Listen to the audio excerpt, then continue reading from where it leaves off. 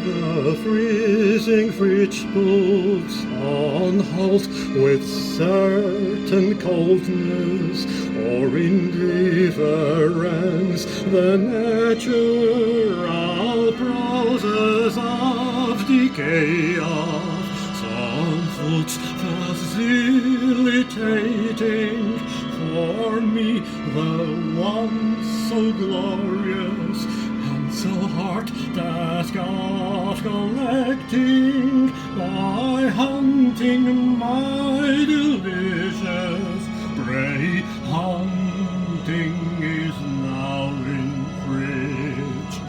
Another freezing fridge puts with gelid cruelty on halt the aspirations of so many people to fulfill their potentialities.